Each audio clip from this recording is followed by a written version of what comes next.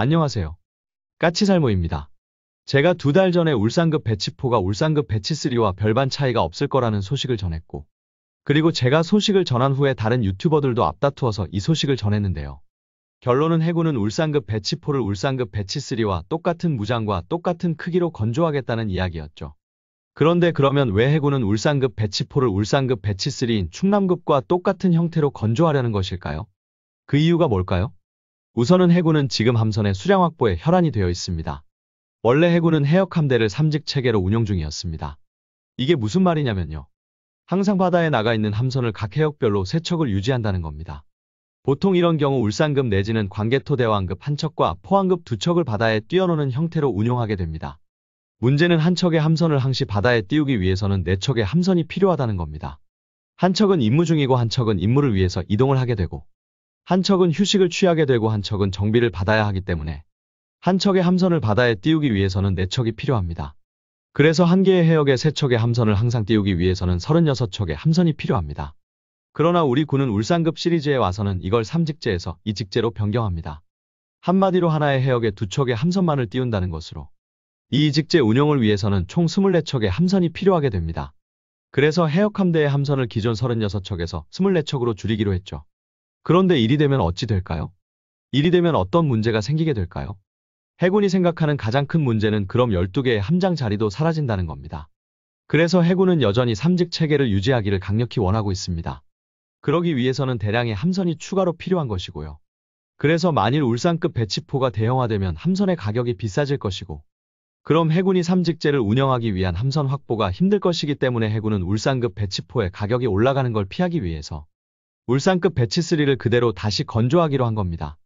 그러나 물론 이런 면도 있지만 문제는 울산급 배치4가 1,000톤 정도 배수량이 증가해도 뭔가 뚜렷하게 전투력이 증가하는 게 없다는 게 해군이 배치3를 그대로 건조하려는 이유이기도 합니다. 비싼 돈을 들여서 더 큰 함선을 건조했는데 뭔가 새로운 장비를 달아서 확실하게 눈에 띄게 전투력이 올라가는 게 없는 게 해군이 배치3를 그대로 다시 건조하려는 이유이기도 합니다. 그럼 해군이 눈에 띄게 전투력이 증가하기를 바라는 건 뭘까요? 그건 다름 아닌 대잠전 능력입니다. 현재 울산급은 배치2 대구급부터 선배열 견인소나를 운용하고 있고, 더욱더 하이브리드 추진 체계를 활용해서 함선의 정숙성도 대폭 올라가면서 서해에서의 대잠전 능력이 대폭 올라갔습니다.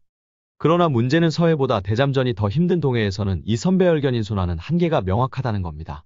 그래서 우리나라의 정조대왕급에는 통합음탐 시스템을 탑재하고 있습니다. 우선 함수에는 동해의 온도층을 투과할 수 있는 초대형 저주파 함수소나를 달고 있고, 한미에는 당연히 선배열 견인소나와 함께 초대형 저주파 소나를 물속으로 내려보낼 수 있는 가변심도 소나까지 가지고 있습니다. 솔직히 이건 정조대왕급이 전 세계에서 유일한 능력인데요. 왜냐하면 이 2가지를 다 가지고 있는 함선은 정조대왕급 말고는 없기 때문입니다. 미국의 이지스함은 온도층을 투과할 수 있는 초대형 함수 소나를 가지고 있지만 그 대신 한미에는 가변심도 소나가 없습니다. 그리고 유럽의 함선들은 한미의 가변심도 소나가 있지만 함수의 온도층을 투과할 수 있는 대형 저주파 함수 소나를 가지고 있지 않죠. 그래서 정조대왕급만이 전 세계에서 유일하게 이 2가지를 다 가지고 있는 함선입니다. 그러나 문제는 이 가변심도 소나나 초대형 함수 소나는 정조대왕급이나 잘해야지 KDDX 같은 7,000톤 이상의 대형함에만 탑재할 수 있다는 점입니다. 그래서 울산급들에도 이 소나들은 탑재할 수 없었고, 실제로 이순신급이 대규모 개량을 포기한 이유도 이 때문입니다.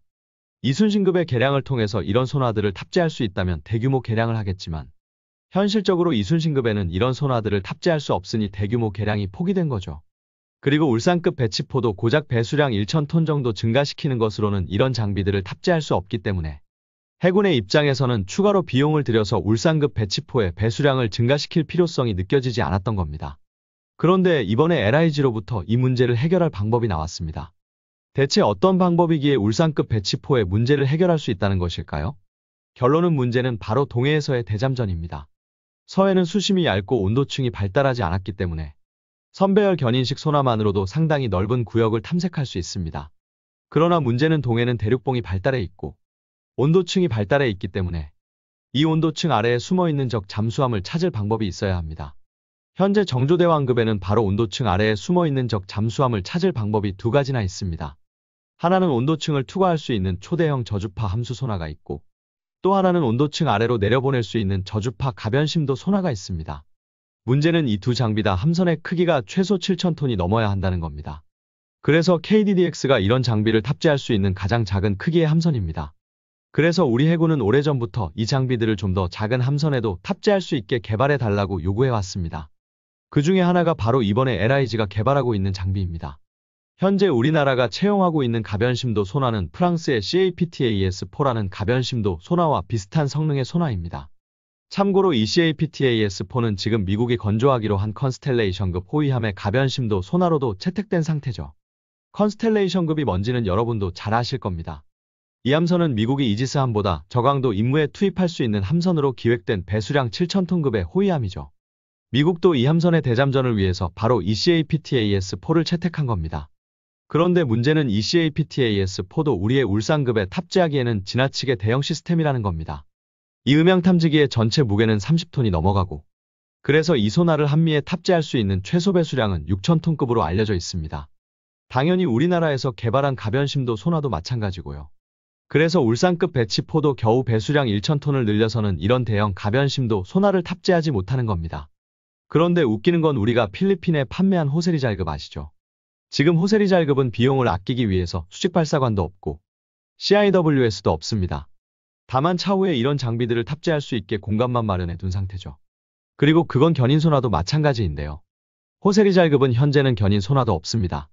그러나 견인소나도 탑재할 수 있는 공간만을 마련해 두고 있죠. 그런데 여기서 호세리잘급이 탑재하려는 견인소나가 뭘까요? 그건 바로 CAPTAS-2라는 가변심도 소나입니다. 분명 제가 가변심도 소나를 탑재하기 위해서는 함선의 배수량이 6,000톤이 넘어야 한다고 했는데 고작 호세리잘급이 가변심도 소나를 탑재할 수 있다고요? 그게 어떻게 가능할까요?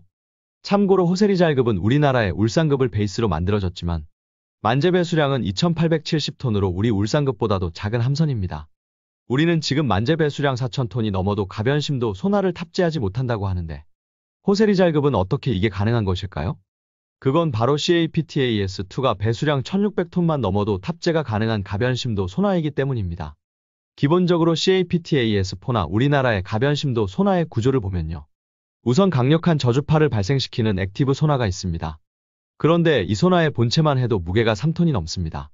그래서 3톤이 넘는 초대형 소나를 물속에 잠수시키려면 그에 합당한 대형 윈치가 있어야 합니다. 그리고 이 저주파 액티브 소나에서 발생한 저주파 신호를 수신할 수 있는 선배열 소나가 따로 있어야 하고요. 그래서 이 선배열 소나를 물속에 넣을 수 있는 윈치가 또 따로 있어야 합니다. 그래서 이걸 다 합치면 무게가 30톤이 넘어가는 겁니다. 그런데 CAPTAS-2는 우선 윈치가 하나뿐입니다. 이걸 어떻게 하냐면요. 선배열 소나와 저주파 소나를 하나의 윈치만으로 물속에 내려보낼 수 있습니다. 이게 가능한 이유는 이 소나는 선배열 소나를 저주파 소나 본체 뒤에 달아서 운용하기 때문입니다. 그래서 별도의 선배열 소나용 윈치가 없어도 됩니다. 더욱더 저주파음을 내는 저주파 소나의 크기도 대폭 줄여서 저주파 소나의 본체의 무게가 상당히 작습니다. 우선 이 소나는 저주파 소나와 선배열 소나가 일체형이라 저주파 소나만의 무게는 모르겠으나 아마 1톤이 넘어가지 않을 겁니다. 그래서 당연히 윈치의 크기도 훨씬 작고요. 이게 바로 CAPTAS-2가 1,600톤급 함선에도 탑재할 만큼 작아진 이유입니다. 이걸 바로 우리 LIG가 개발 중이라고 합니다. 결론은 이게 개발만 되면 현재 선배열 소나만을 탑재한 함선들이 큰 개량 없이 가변심도 소나를 탑재하는 게 가능해질 것이라고 저는 봅니다.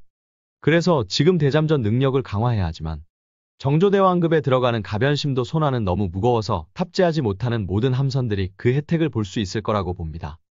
이순신급부터 시작해서 대구급의 충남급까지요. 심지어 울산급 배치4도 굳이 배수량을 1,000톤을 올리지 않아도 탑재할 수 있으리라 봅니다. 솔직히 그래서 이게 해군이 울산급 배치4의 배수량을 늘리지 않은 이유라고 보고요. 어차피 배수량 1,000톤 올리는 거로는 정조대왕급의 초대형 가변심도 소나는 탑재하지 못하고 이 신형 가변심도 소나는 굳이 배수량을 늘리지 않아도 탑재가 가능하니까요. 현실적으로 정조대왕급이나 KDDX의 통합음탐 시스템이 탑재되어 있고 이 함선들이 아무리 강력한 대잠전 능력을 가지고 있다고 해도 이 함선들이 동해의 접견지역으로까지 올라가서 대잠전을 수행한다는 건 힘든 일입니다. 그래서 실제로 현장에서 진짜로 대잠전을 수행하는 함선들은 바로 울산급들이고요. 그런데 지금까지는 이 울산급들은 동해에서 대륙봉 사면에서의 대잠전을 수행할 능력이 없었습니다. 그러나 이 장비가 개발만 된다면 이 함선들도 동해에서 대잠전을 수행할 수 있게 되는 겁니다. 그래서 우리 해군의 크나큰 고민거리가 해결되게 될 겁니다.